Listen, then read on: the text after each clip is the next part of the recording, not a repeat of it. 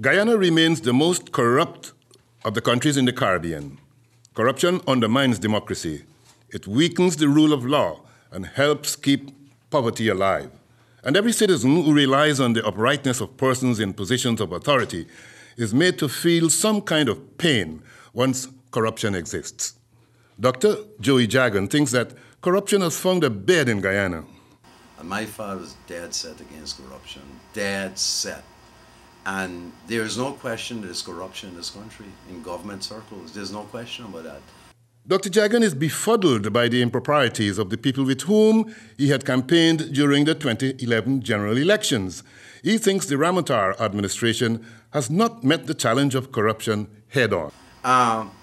Unfortunately, the people who have the power to correct that are not doing it.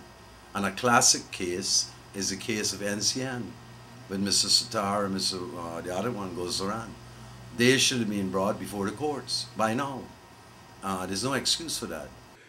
There is very little data, but much denial in government circles about the issue of corruption in government departments. But major governance indicators suggest that there is a high level of corruption in official circles in Guyana. Dr. Jagan concurs. And I don't think the government is doing enough. Jagan would have, I could tell you that. He would have done something about it.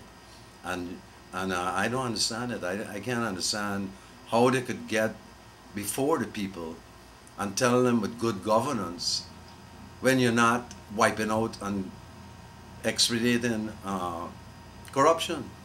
If you're not going to do it, then how can you talk about good governance? It goes hand in hand.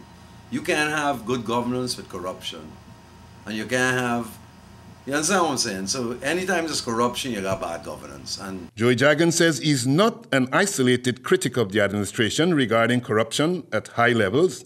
He's concerned that despite the good people standing up and speaking out against the prevalence of corruption, it will be like water on a duck's back when the electorate has to make that crucial decision. I think that this government has a lot to deal with in terms of facing the electorate, but the electorate feeling the way they are. Because I speak to a lot of PPP people, and they're convinced that the government is corrupt.